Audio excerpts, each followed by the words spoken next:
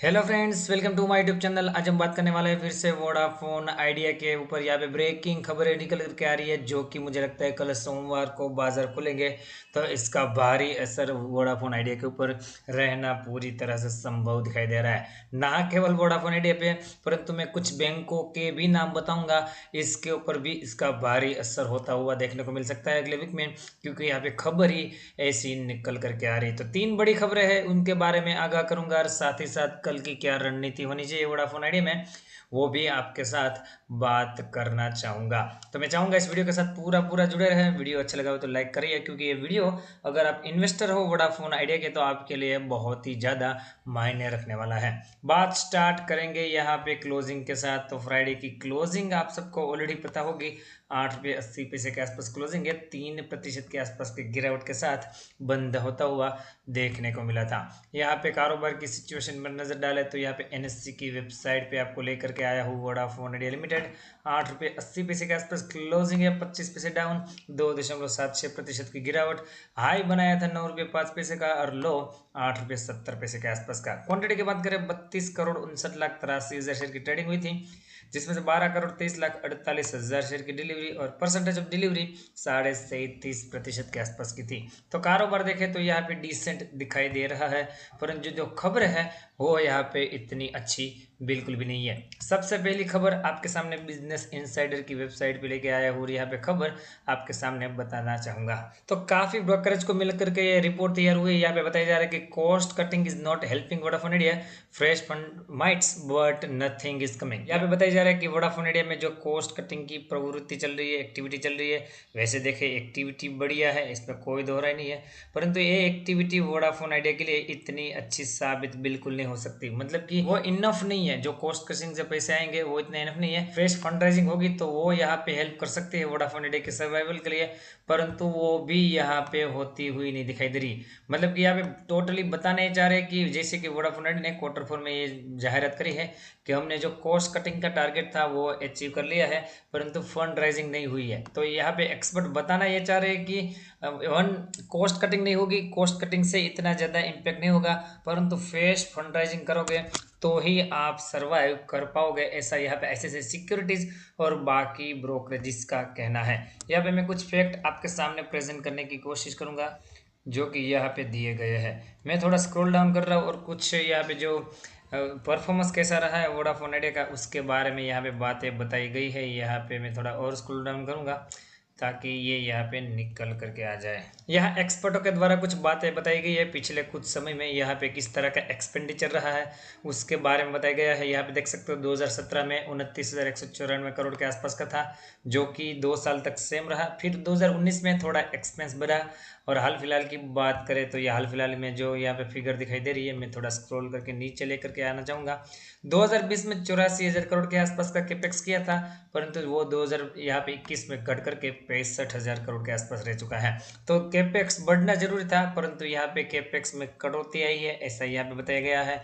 और भी डाटा है जो कि मैं आपके सामने प्रेजेंट करने की कोशिश कर रहा हूँ। मैं थोड़ा स्क्रॉल करके फिर से नीचे आ रहा हूँ। यहाँ पे नेट डेफ्ट की बात करें, मतलब कि जो कंपनी के ऊपर कर्जा है उसकी बात करी जा रही है। यहाँ पे देखे पिछले 5 सालों का रिकॉर्ड है। यहाँ पे 2021 देखिए 1,73,000 करोड़ के आसपास का यहाँ पे डेप्थ है, जो कि 2020 में मात्र 1,15,000 था। तो 1,15,000 से 1,73, मतलब कि यहाँ पे कहीं ना कहीं 60,000 करोड़ के आसपास का डेप्थ बढ़ चुका है, जो कि पिछले 4 सालों की बात करें तो यहाँ पे स्टेबल दिखाई दे रहा था, सेम दिखाई दे रहा था, परंतु इस साल में बहुत ही ज़्यादा जंप दिखाई दे रही है, जो कि ये भी एक चिंता का विषय है, ऐसा ब्रोकरेजिस का मानना है। तो दोस्तों ये कुछ डाटा थे जो कि यहाँ पे ब्रोकरेजेस को बिल्कुल भी अच्छे नहीं लग रहे हैं। इसी की वजह से यहाँ पे वो बोल रहे हैं कि कॉस्ट कटिंग हेल्प नहीं करेगी, फंड राइजिंग होगी तो ही आपका डेप्थ कम होगा और आप कैपेक्स ज़्यादा कर पाओगे, और तो ही आपका बिजनेस आगे अच्छा ग्रो हो सकेगा, ऐसा यहाँ पे इन शॉर्ट उनका कहना है। अभी दूसरी खबर, तो दूसरी खबर भी बिल्कुल भी अच्छी नहीं है। यहाँ पे मैंने एक दिन पहले ही आपको वीडियो के माध्यम से बताने की कोशिश करी थी कि एजीआर का पेमेंट है उसमें कुछ रिलैक्सेशन के लिए वोडाफोन आइडिया ने डीओटी को लेटर लिखा था और यहाँ पे मांग करी थी। यहाँ पे एमडी और सीईओ वोडाफोन आइडिया के जो रविंद्र ठक्कर जी है उन्होंने, परंतु यहाँ पे टेलीकॉम ग्रुप ने उसको बिल्कुल खारिज कर दिया है। ना केवल खारिज किया है, परंतु यहाँ पे खरी खोटी भी सुनाई है। पहले तो यहाँ पे मैटर क्या था, वोडाफोन आइडिया ने ऐसा बोला था कि अभी हम फंड राइजिंग करने में अनेबल रह रहे, तो यहाँ पे जो पेमेंट निकल करके आ रहा है एजीआर का, उसमें थोड़ी रिलैक्सेशन दी जाए या तो फिर इसमें टाइम दिया जाए।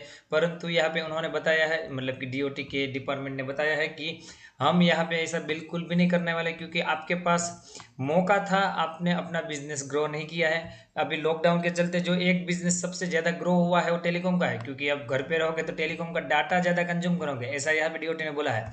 फिर भी आप पैसे इकट्ठा करने में, मतलब कि फंड राइजिंग करने में नाकामयाब रहे हो और आपका बिजनेस ग्रो करने में अनेबल रहे हो, तो आपका प्रॉब्लम है, ये सरकार का प्रॉब्लम नहीं है। तो आपकी जो ये रिक्वेस्ट है वो बिल्कुल खारिज की जाती है, ऐसा यहाँ पे डीओटी ने वोडाफोन आइडिया को जवाब दिया है। तो यहाँ पे एक खबर है, उसका नेगेटिव असर मुझे लगता है कल सोमवार को बाजार में देखने को मिल सकता है। यहाँ पे तीसरी और आखिरी खबर आपके सामने प्रेजेंट करने की कोशिश करूंगा। इन्वेस्टिंग.com की वेबसाइट पे लेके आया हूँ। यहाँ पे देखें, bank that could face 30K crore impact if Vodafone idea is in trouble. मतलब कि यहाँ पे 30,000 करोड़ का बैंकों को घाटा हो सकता है अगर यहाँ पे वोडाफोन आइडिया ट्रबल में, हाँ, मुश्किली में दिखाई देता है।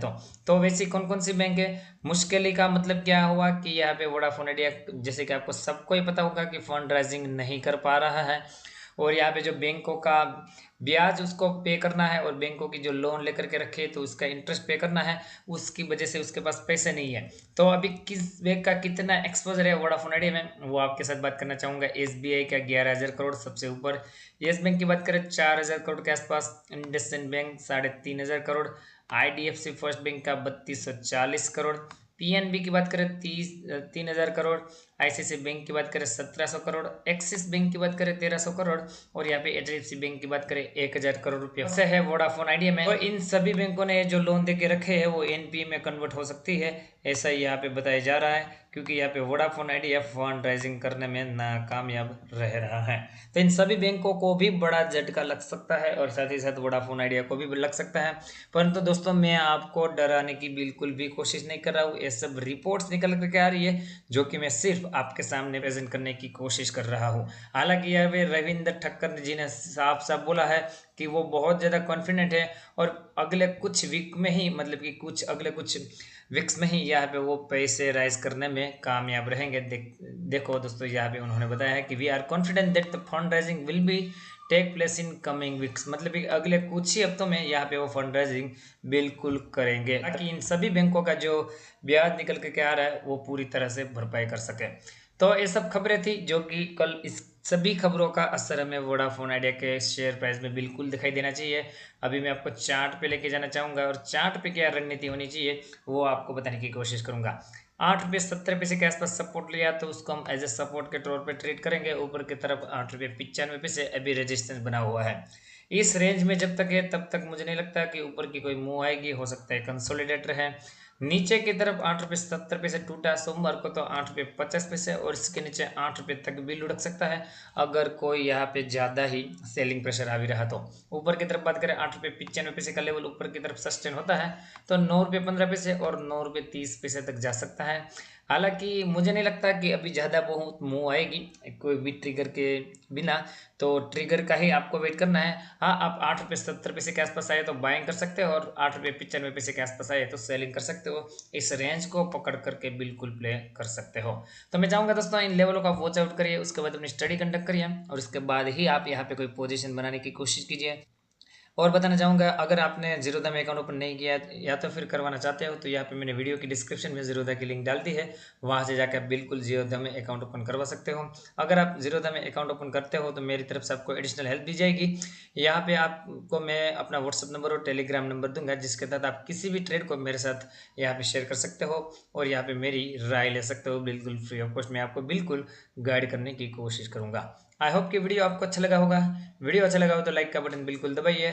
मिलते हैं अगले एक और वीडियो के साथ, तब तक के लिए thank you again for watching this video.